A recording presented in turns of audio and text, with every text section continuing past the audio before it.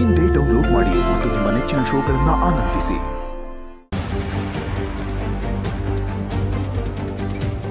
ನನ್ನ ಹಾಡು ಅಂದರೆ ನಿಮಗೆ ಅಷ್ಟೊಂದು ಇಷ್ಟನಾ? ಇಷ್ಟ ಅಂತ ಕೇಳ್ತೀಯಲ್ಲ ಪ್ರಾಣ, ಬೈಲಿ ಕೂತ್ಕೋ. ಈಗ ನೋಡು, ನೆನ್ನೆ ರಾತ್ರಿ ಆಡಿದ್ಯಲ್ಲ, ಅದನ್ನು ನಿನಗೆ ಗೊತ್ತಿಲ್ಲದಿರೋವಾಗ ರೆಕಾರ್ಡ್ ಮಾಡಿದ್ದೀನಿ.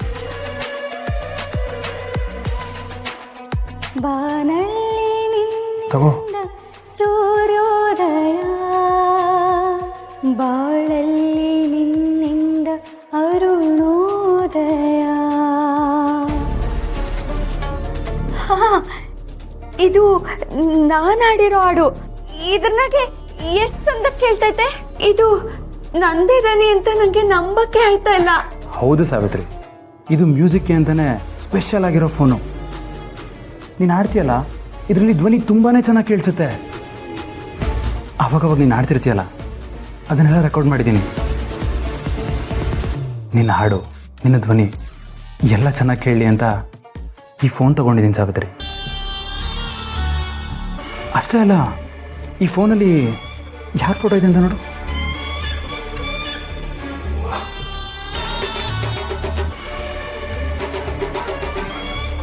ಇದೇನು ಬುದ್ಧಿ, ನನ್ನ ಫೋಟೋನ ಹಾಕೊಂಡಿದ್ದೀರಾ? ನನ್ನ ಫೋಟೋನ ಯಾಕೆ ಹಾಕೊಂಡಿದ್ದೀರಾ? ಸಾವಿತ್ರಿ, ಏನೂ ಅನ್ಕೋಬೇಡ. ಅದೇನೋ ಗೊತ್ತಿಲ್ಲ, ನೀನು ನೋಡಿದಾಗೆಲ್ಲ ದೇವಲೋಕದಿಂದ ಯಾವುದೋ ಅಪ್ಸರನ್ನ ಕೆಳಗಿಳಿದು ಬಂದು ಹೇಳೆ ಅಂತ ಅನಿಸುತ್ತೆ. ನಿನ್ನನ್ನು ನೋಡಿದ್ರೆ ತುಂಬ ಗೌರವ ಕೊಡಬೇಕು ಅಂತ ಅನಿಸುತ್ತೆ.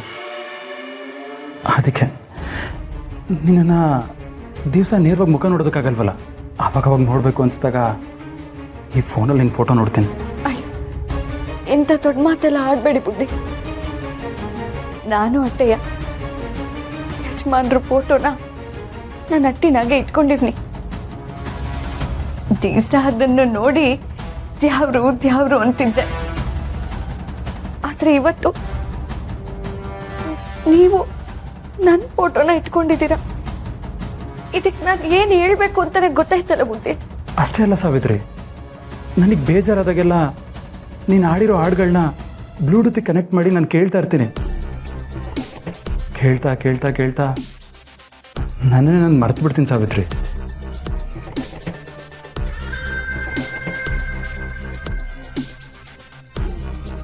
ಸಾವಿತ್ರಿ, ನೀನು ನೋಡಿದಾಗೆಲ್ಲ, ನೀನು ಹಾಡು ಕೇಳಿದಾಗೆಲ್ಲ ನಂಗೊಂಥರ ಫೀಲ್ ಆಗುತ್ತೆ ಸಾವಿತ್ರಿ.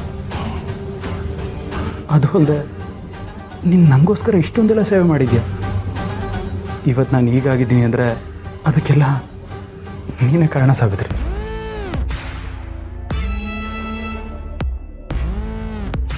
ನೋಡು, ಮುಖದಲ್ಲಿ ಒಂದೇ ಒಂದು ಗಾಯದ ಕಲೆನೂ ಇಲ್ಲ, ಯಾವ ನೋವು ಇಲ್ಲ. ಸಾವಿತ್ರಿ, ನಿನ್ನಂತವಳು ಜೀವನದಲ್ಲಿ ಜೊತೆ ಆಗಿದ್ರೆ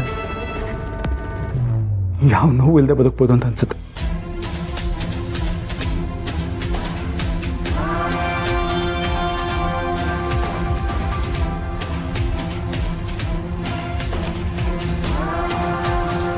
ಸಾವಿತ್ರಿ, ನಂಗೆ ಕೆಲಸ ಐತೆ, ನಾನು ಹೋಗ್ತೀನಿ. ಸಾವಿತ್ರಿ, ಒಂದು ನಿಮಿಷ ನಿಂತ್ಕೊ. ಮನೆಯವರೆಲ್ಲರೂ ಆಚೆ ಹೋಗ್ತಿದ್ದಾರೆ, ನೀನು ಅವ್ರ ಜೊತೆ ಆಚೆ ಹೋದರೆ ನಾನು ಒಬ್ಬಂಟಿ ಅಂತ ಫೀಲ್ ಆಗುತ್ತೆ. ನೀನು ಹೋಗಬೇಡ ಅಂತ ಹೇಳೋದಕ್ಕೆ ನಂಗೆ ಬಾಯಿ ಬರ್ತಿಲ್ಲ.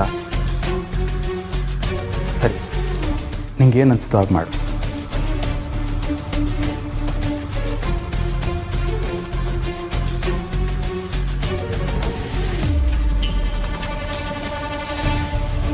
ಇವಳೇನಾದರೂ ಇವತ್ತು ಇಲ್ಲೇ ಉಳ್ಕೊಂಡ್ಲು ಅಂದರೆ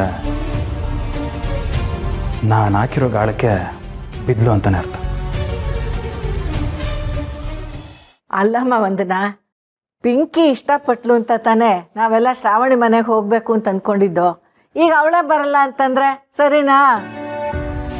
ಅಮ್ಮ, ಅದು ಹಾಗಲ್ಲಮ್ಮ. ಪಿಂಕಿಗೆ ನಾಳೆ ಸ್ಕೂಲ್ನಲ್ಲಿ ಟೆಸ್ಟ್ ಇದೆ. ಅದು ಅಲ್ಲದೆ ಇವತ್ತು ಹೋಮ್ವರ್ಕು ಮುಗಿಸಿಲ್ಲ, ಓದೋದು ಮುಗಿಸಿಲ್ಲ. ನೀವು ಹೋಗ್ಬಿಟ್ಟು ಬನ್ನಿಮ್ಮ. ಶ್ರಾವಣಿ ಮನೆ ಏನು ದೂರ ಇಲ್ವಲ್ಲ, ಇನ್ನೊಂದಿನ ನಾನು ಪಿಂಕಿನ ಕರ್ಕೊಂಡು ಹೋಗ್ಬಿಟ್ಟು ಬರ್ತೀನಿ. ಏನ್ ಪುಟ್ಟ, ನೀನು ಓದ್ಕೋತೀಯೋ ನಮ್ಮ ಜೊತೆ ಬರ್ತೀಯ?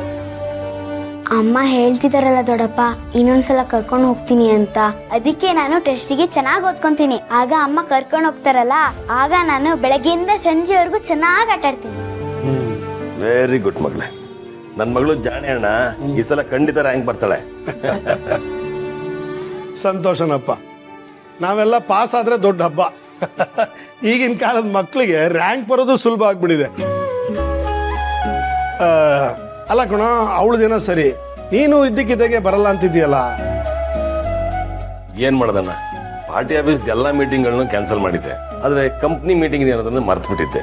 ಫಾರಿನ್ ಕ್ಲೈಂಟ್ಸ್ ಎಲ್ಲ ಬರ್ತಿದ್ದಾರೆ, ನಾನು ಹೋಗ್ಲೇಬೇಕು. ಹೇಗಿದ್ರು ನೀವು ಹೊರಟಿದ್ದೀರಲ್ಲ, ಹೋಗಿ ಬನ್ನಿ, ನಾವು ಇನ್ನೊಂದ್ಸಲ ಹೋಗಿ ಬರ್ತೀವಿ. ಸರಿಪ್ಪ, ಹಾಗಾದ್ರೆ ನಾವು ಹೋಗೋದಕ್ಕೆ ಹಿಂದೇಟ್ ಹಾಕೋದು ಬೇಡ. ಇನ್ನೊಂದ್ಸತಿ ನಾವೆಲ್ಲರೂ ಒಟ್ಟಿಗೆ ಹೋದ್ರಾಯ್ತು. ಇವಾಗ ನಾನು ನೀನು ಸಾವಿತ್ರಿ ಹೋಗೋಣ, ಆಯ್ತಾ? ಎಲ್ಲಿ ಸಾವಿತ್ರಿ? ಎಲ್ಲಿ ಸಾವಿತ್ರಿ? ಸಾವಿತ್ರಿ ಬಂದ್ಯಾ? ನಡಿ, ಶ್ರಾವಣಿ ಮನೆಗೆ ಹೋಗಿ ಬರೋಣ.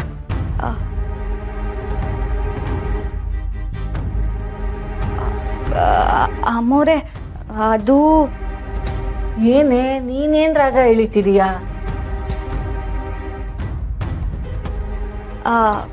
ಅದು ಬಟ್ಟೆ ನೆನ್ಸಿಟ್ಟಿವ್ನಿ, ಆ ಬಟ್ಟೆನ ಒಗಿಬೇಕು. ಸಾವಿತ್ರಿ, ಬಟ್ಟೆ ನೆನೆ ಹಾಕಿದ್ಯಾ? ಯಾಕಮ್ಮ? ವಾಷಿಂಗ್ ಮೆಷಿನ್ ಹಾಕಿದ್ರೆ ಆಗಿರೋದಲ್ವಾ? ಅಕ್ಕ, ಆ ಮಷಿನ್ಗೂ ಹಾಕಿಟ್ಟಿವ್ನಿ. ಅದು ಬಿಟ್ಟು ಇನ್ನ ಸ್ವಲ್ಪ ಕೆಲ್ಸಗಳಿದ್ವು.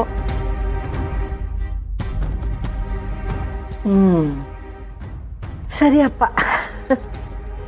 ಈ ಹುಡುಗಿ ನಮ್ಮ ಮನೆಗೆ ಬಂದಾಗಿಂದ ಮನೆ ಕೆಲಸಗಳನ್ನೆಲ್ಲ ಅಚ್ಚುಕಟ್ಟಾಗಿ ನೋಡ್ಕೋತಿದ್ದಾಳೆ. ಸರಿಮ್ಮ, ನಿನ್ನ ಕೆಲಸ ನೋಡ್ಕೋ, ನಾನು ನೀನು ಹೋಗಿ ಬರೋಣ. ಒಂದೇ ಕಾರ್ ಸಾಕು. ಒಂದು ನಿಮಿಷ, ಅಕ್ಕ ಬಂದ್ರು ಬರ್ಬೋದು. ಅಕ್ಕ, ಆ ವಿಜಯಾಂಬಿಕಾ ಏನಾದರೂ ಅಲ್ಲಿಗೆ ಹೋದ್ರೆ ಅಲ್ಲಿನ ವಾತಾವರಣನೇ ಹಾಳು ಮಾಡಿಬಿಡ್ತಾಳೆ. ಬಾವಾ, ಅದಕ್ಕೆ ಹೇಳಿದ್ರು ಅವ್ರಿಗೆ ಸ್ವಲ್ಪ ತಲೆನೋವ್ತಿದ್ಯಂತೆ, ಯಾರು ಡಿಸ್ಟರ್ಬ್ ಮಾಡೋದು ಬೇಡ ಅಂತ ಹೇಳಿದ್ರು. ಸರಿ ಸರಿ, ಡಿಸ್ಟರ್ಬ್ ಮಾಡೋದು ಬೇಡ, ಹೊರಡೋಣ ಅಂತ. ಬರ್ತೀವಮ್ಮ.